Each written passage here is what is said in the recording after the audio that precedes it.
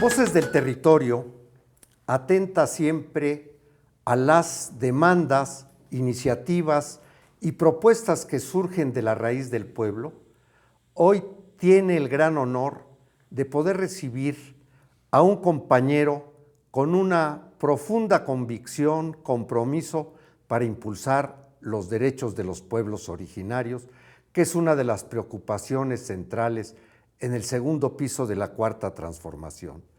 Devolver su dignidad, garantizar su autonomía, su autodeterminación y la gestión propia de su territorio constituyen las herramientas para saldar esta deuda histórica que viene desde la colonia, ese proceso de expropiación, apropiación y despojo.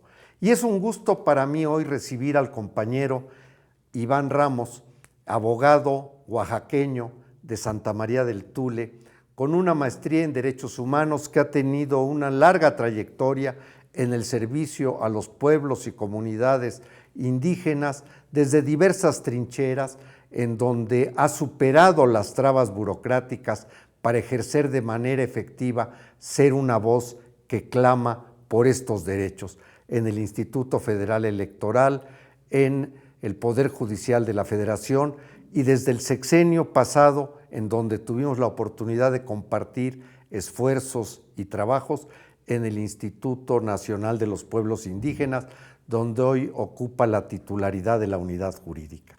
Pues bienvenido, Iván, y estamos en vísperas de que se lleve adelante, dar pasos muy acelerados en la propuesta de una ley de los pueblos indígenas que cumpla con los mandatos de la reforma al artículo 2 constitucional que garantiza justamente esta autodeterminación y esta libertad para que desarrollar bajo sus usos, costumbres y tradiciones su organización comunitaria. ¿Qué nos puedes decir de esta enorme iniciativa de la cual tú has sido autor preponderante? Pues primero que nada agradecerte el espacio. Es un honor para mí poder acompañar este episodio de Voces del Territorio. El nombre por sí mismo invita ya a reflexionar sobre la importancia que ha tenido el movimiento de la Cuarta Transformación y cómo tenemos que cambiar también la visión de la función pública. Doctor Hernández Palacios, es para mí un honor participar en este episodio. Gracias. Yo quisiera empezar diciendo por que favor. Efectivamente en el Instituto Nacional de los Pueblos Indígenas ha sido un pilar fundamental transformar la visión del Estado y crear una nueva relación entre los pueblos y el gobierno. A partir del 30 de septiembre del año 2024 fue publicada una reforma trascendental, una reforma de gran calado para nuestro país. Y esta reforma tuvo como corazón modificar el artículo 2 de la Constitución Federal. A través de esta reforma, el día de hoy tenemos reconocidos en todo el cuerpo normativo de nuestro país el reconocimiento pleno de los pueblos y de las comunidades. Y eso se logró gracias a una lucha, a un esfuerzo conjunto que han hecho todos los pueblos y comunidades indígenas y afromexicanas del país durante más de 3 décadas.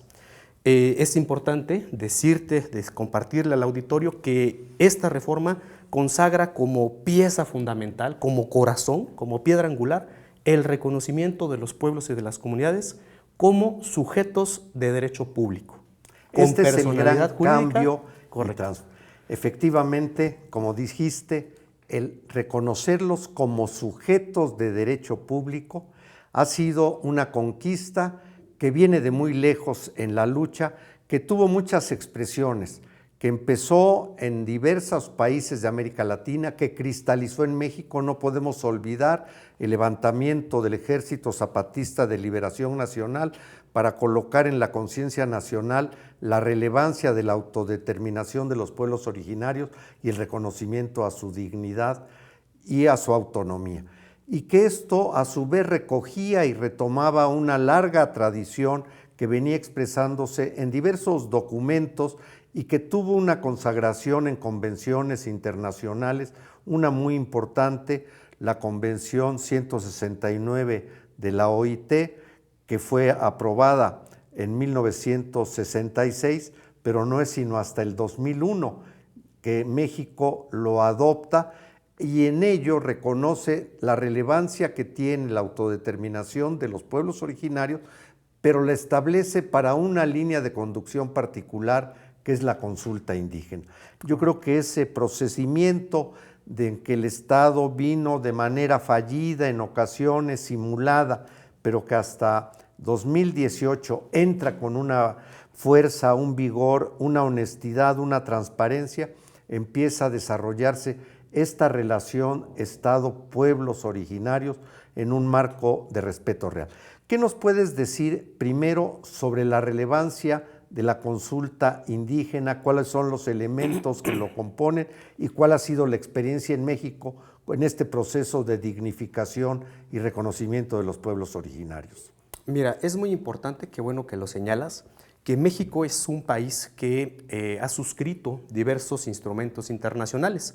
Efectivamente, el convenio 169 de la OIT entró en vigencia en nuestro país en 1991. Y a pesar de que tenía vigencia y era obligatorio, era letra muerta. Ningún poder del Estado cumplía con las obligaciones internacionales para proteger, para garantizar y en su caso defender derechos colectivos. Fue efectivamente hasta el año 2018 cuando, a través de una reforma legal, cuando se crea la ley del Instituto Nacional de Pueblos Indígenas, que se reconoce expresamente en su artículo 3, los pueblos y las comunidades son sujeto de derecho público. Quiero decirte que para llegar a esos procesos transformadores se ha hecho un proceso de diálogo y de consulta nacional. Efectivamente, la consulta indígena, la consulta previa, libre e informada, es un derecho sustantivo que tienen los pueblos y las comunidades para poder tomar parte de las decisiones del Estado. ¿Cuándo se activa la consulta? La consulta, por definición, se tiene que realizar, el Estado está obligado a realizarla, cuando un acto de autoridad es susceptible de afectarles o de causarles un impacto. En México, desafortunadamente, a pesar de que desde el 91 hay una obligación, no se cumplía y las consultas que se realizaban eran por mandato de sentencia. Tenía que haber una decisión judicial que ordenara al Estado y que le exigiera cumplir con esta obligación. Afortunadamente, quiero compartirte que a partir de la entrada en vigor de la reforma ya tiene un grado constitucional este derecho y esta obligación. Es un binomio, claro, ¿no? Son dos caras de una misma moneda. Por un lado, el derecho fundamental de los pueblos de participar en la toma de decisiones y por la otra cara de la moneda, la obligación del Estado de permitir que las comunidades puedan participar y en su caso, en algunos proyectos, como tú lo recordarás, que no solamente participen, sino que además se respete el resultado de la consulta y el Estado tenga que armonizar a partir de la voz, de la visión, del pensamiento de los pueblos. Y que la consulta es un diálogo y es un proceso dialéctico de mutua alimentación entre las demandas, solicitudes y perspectivas de los pueblos originarios y los intereses colectivos que el Estado debería representar de manera efectiva para poder incorporar estas solicitudes, estas demandas y el reconocimiento de la autodeterminación de los pueblos. Hasta antes de 2018, carecíamos de un protocolo preciso que orientara el desarrollo de la consulta, por eso me atreví yo a decir que era simulación o que era fraudulenta. Efectivamente se buscaba escuchar, pero nunca ni se orientaba ni se determinaba. Pero muy grave que incluso con esas limitaciones había actos de afectación a los territorios de los pueblos originarios que no estaban reconocidos legalmente. La ley agraria expedida en 1992 no establecía la obligación del Estado para otorgar las concesiones de la explotación minera que tuviera que llevar adelante la consulta indígena y bajo ese tenor hasta 2018 se llevaron a cabo innumerables actos en los cuales se otorgaba la explotación de los minerales del subsuelo que indudablemente afectaba a la superficie y la vida que en ella se desarrolla, afectando territorios de los pueblos originarios que no tuvieron una condición de defensa suficiente. Correcto. Con todo y su orientación neoliberal, las mal llamadas reformas estructurales, sobre todo en materia energética, sí reconocieron la importancia de la consulta indígena.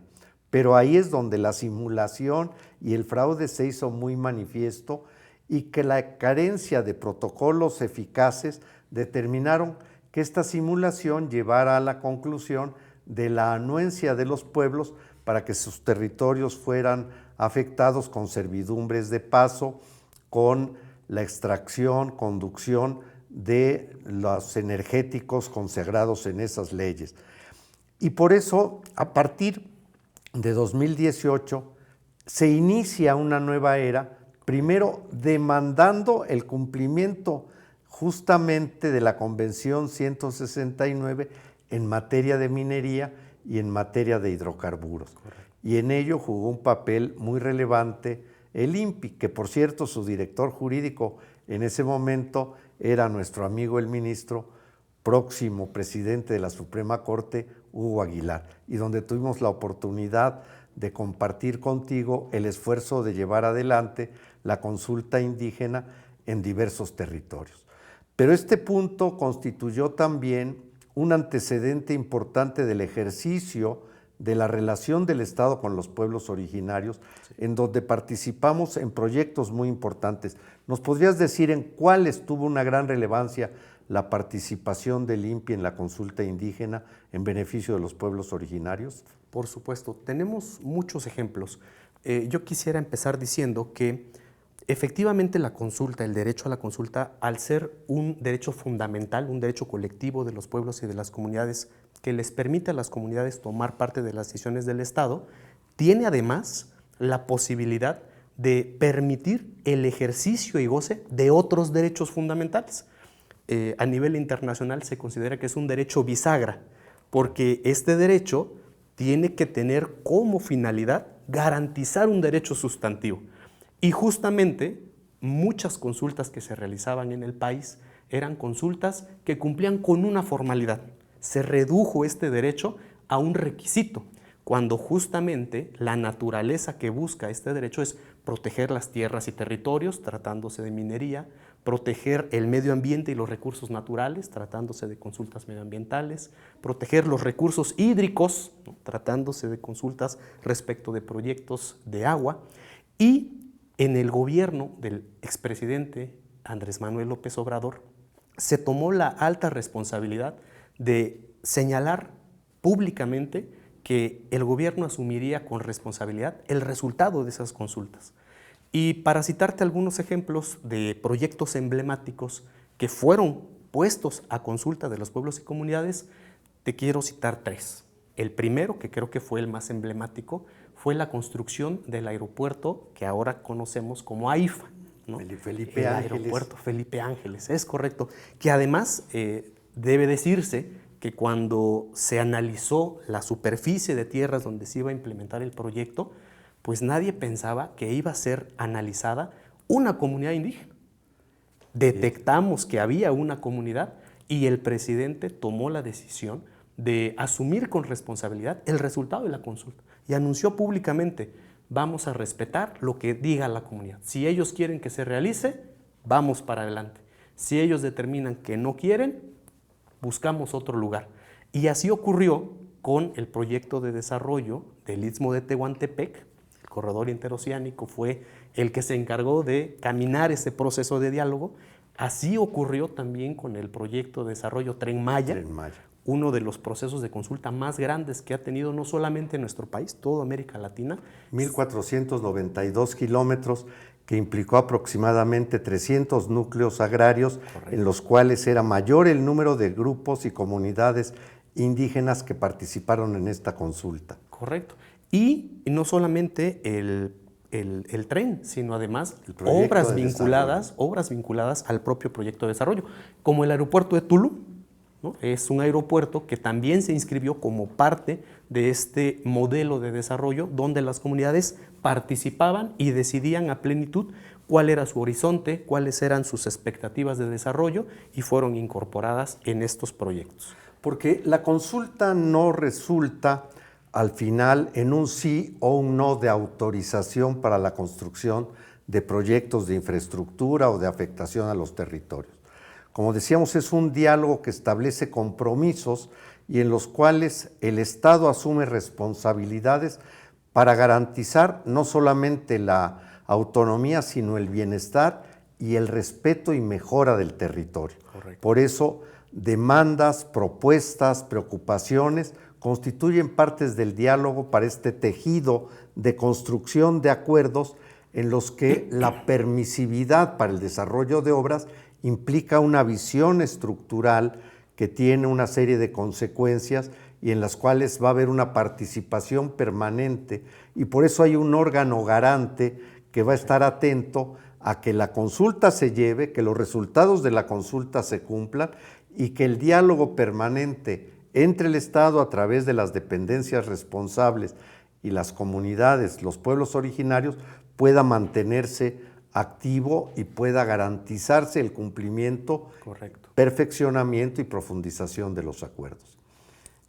Adelante. Quisiera decirte además que cuando hablamos de estos procesos de diálogo, estos procesos de construcción de una nueva relación entre el Estado y las comunidades, pareciera que la consulta siempre se ha inclinado para buscar un sí.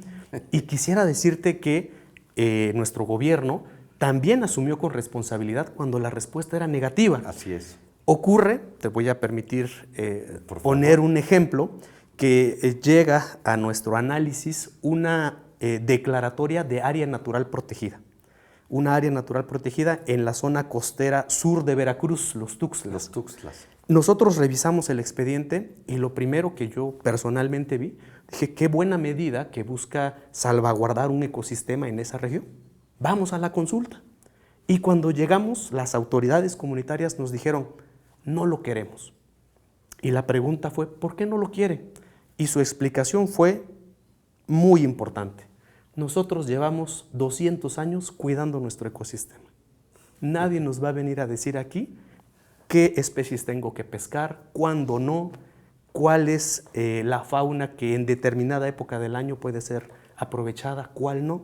Si ustedes nos imponen una reglamentación externa, vamos a romper con el ciclo de nuestro ecosistema y la relación especial que tenemos entre la comunidad y nuestro hábitat. Y la naturaleza. Claro, cuando la CONAM, que era la autoridad responsable de este importante proyecto, escucha a las comunidades, dijo, en efecto, va para atrás el proyecto. Respetó la negativa de la comunidad y no se implementó este decreto. Que era un reconocimiento al conocimiento tradicional presente en la comunidad como un bien jurídico también tutelado y que es uno de los elementos que en la consulta están presentes. Pero además de la consulta, durante el sexenio pasado se llevaron a cabo acciones e iniciativas muy importantes para subrayar esta autodeterminación, autonomía de los pueblos originarios, entre otros los planes de justicia. Correcto. ¿Podrías hacernos favor de compartirnos la orientación, objetivo de estos planes de justicia que se desarrollaron prácticamente para todos los pueblos originarios del país, de acuerdo con sus características peculiares, claro, de norte a sur, y que tuvieron entramados muy sólidos en algunas luchas emblemáticas de nuestros pueblos originarios? Por supuesto. Cuando nosotros hablamos de la importancia de esta nueva relación, que es en un plano de igualdad, en un plano horizontal, debemos de tener siempre el ojo abierto a que cuando estamos en un diálogo con las comunidades, hay muchos derechos que proteger. Uno de esos derechos es el derecho al desarrollo integral de las comunidades, pero el desarrollo entendido como la visión que tienen las comunidades de su propio bienestar. Así es. No la visión de desarrollo impuesta por el Estado, donde el Estado es un ente mayor, es un hombre grande, que le dice a una comunidad cómo hacer las cosas, ¿no? Esta visión de suprasubordinación, donde se trata a las comunidades como un menor de edad, rompimos con esa visión. Y para romper con esa visión, la pregunta fue, vamos a construir un modelo de desarrollo, pero lo vamos a hacer con la voz y con la decisión de las comunidades.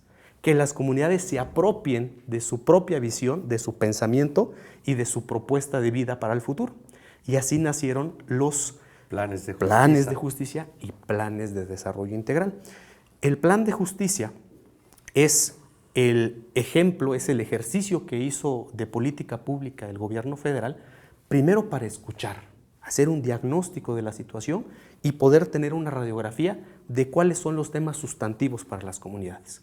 Enseguida, tomar acuerdos entre el Estado y las comunidades para poder hacer frente a esos cuestionamientos, a esas decisiones, a esas peticiones. De tal suerte que el Estado no imponga una decisión estatal. Fíjate los absurdos en los que vivía nuestro país. Si la política de desarrollo decía que se tenía que exportar durazno, pues se le pedía a las comunidades que sembraran durazno, aún en la costa, cuando claramente no iba a ser posible. O coco, llevaban coco a sembrar a las serranías. Era imposible que una comunidad pudiera tener un mecanismo de protección a su medio ambiente con esta visión. Pero la visión era que el Estado le decía, tú no sabes, yo te voy a decir cómo. Con el plan de justicia, con el plan de desarrollo, lo que busca es revertir ese escenario. Primero la comunidad define sus prioridades, hace un diagnóstico y el Estado responde en acuerdos que son en un plano de igualdad. Ya no hay un mayor de edad y un menor de edad. Ahora son sujetos de derecho público. Pues esto ha sido una transformación fundamental y que es lo que cimenta la transformación que se producirá en acto legislativo en la próxima aprobación de la Ley de los Derechos de los Pueblos Originarios en nuestro país. ¿Cuáles son los objetivos y los elementos fundamentales que esta ley contiene? Es muy importante lo que refieres. Dijimos que en México desde 1991 hay un convenio, el convenio 169 vigente, que era letra muerta. Dijimos también que tuvieron que pasar varias décadas, varios procesos, inclusive armados, como el levantamiento zapatista en la década de los 90. Tuvo que venir una reforma en el año 2001, una reforma que desafortunadamente quedó corta. No, el artículo 4 constitucional en que limitó los derechos de los pueblos originarios, hay que decirlo. Seguía viendo a las comunidades como un sujeto de interés, no como un sujeto de derecho público. Y ya dijimos que el 30 de septiembre del 2024 nace esta reforma constitucional al 2. ¿Qué es lo que viene? En este proceso transformador, en este segundo piso, como lo ha anunciado nuestra presidenta, toca implementar la reforma constitucional. Y para ello, la propia reforma establece el deber de expedir una ley general de derechos de los pueblos indígenas y los pueblos afromexicanos. Esta ley va a ser la primera ley en el país que va a tener como finalidad explicar y desarrollar cómo se tienen que cumplir las obligaciones del Estado y al mismo tiempo permitir el ejercicio pleno de la autonomía y de la libre determinación de los pueblos. Así como hay leyes para cada materia, hay una reforma constitucional que reconoce los derechos agrarios, el 27, y tiene una ley agraria, es natural que al haber una reforma en materia de derechos indígenas, tenga que haber una ley general que regule cómo se van a implementar, cómo va a ser su ejercicio, tanto de los pueblos indígenas como de los pueblos afromexicanos. Quiero compartirte también que esta ley pues, va a ser construida como se hizo la construcción de la reforma constitucional, en diálogo y en consulta con los pueblos y las comunidades. Este es un elemento fundamental que nos remite a este concepto jurídico de petición de principio. Para que se pueda llevar a cabo cualquier acto del Estado que involucre a los pueblos originarios y afromexicanos, se requiere de la consulta. La propia ley tiene que ser consultada para que tenga validez y cumpla con los estándares establecidos internacionalmente y exista una congruencia entre la reforma constitucional y la reforma legal que se pretende. Y esto inaugura realmente un nuevo horizonte jurídico en el país que rescata la dignidad, la sabiduría y la luminosidad de los pueblos originarios y afromexicanos con quienes tenemos una gran deuda.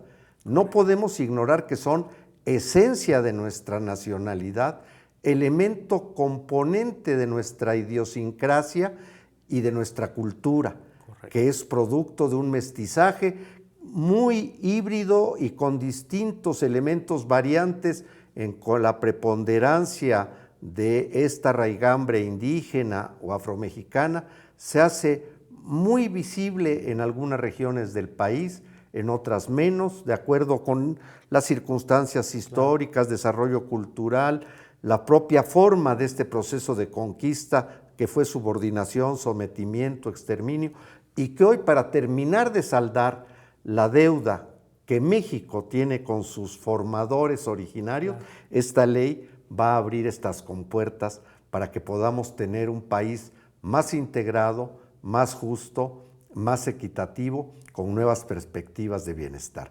Pues muchas gracias, Iván. Quedan temas que tendremos que bordear en otro momento, como son el relativo a la armonización legislativa entre la legislación indígena y lo agrario.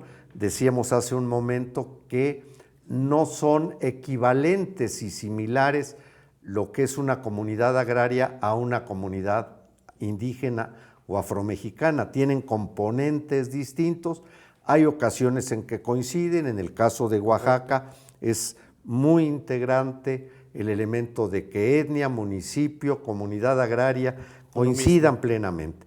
Pero en otros, mientras la comunidad originaria, el pueblo originario o afromexicano es muy pequeño en una dimensión territorial donde comparten preocupaciones, esfuerzos y control territorial con otros pobladores que no son de los pueblos originarios o afromexicanos. Correcto. Por otro lado, tenemos otras en que una comunidad de un pueblo originario o afromexicano es más extensa que un municipio, incluye varios municipios, incluye varias comunidades agrarias, y esos son temas que tendremos que ir buscando la forma de armonizarlo para generar equidad y beneficios compartidos. Pero lo fundamental es levantar esta bandera de la autonomía y reconocimiento de los pueblos originarios como sujetos de derecho público. Para ¿Algo concluir, más? aprovechar tu espacio, invitarlos a que continúen siguiendo este proceso transformador. Sabemos que las semillas que se han sembrado con mucho amor, poco a poco irán dando frutos. Agradezco al doctor Hernández Palacios por este espacio. No soy doctor, me doctorean mucho, yo creo que es por la edad. Y sobre todo, pues invitarlos a que continúen en esta reflexión y que entendamos, como dice el artículo 2 constitucional en su primer párrafo, que México está consagrado en la grandeza de sus pueblos y culturas. Muchísimas gracias. Muchas gracias, Iván. Mucho gusto, y seguiremos en contacto con nuevos capítulos de Voces del Territorio.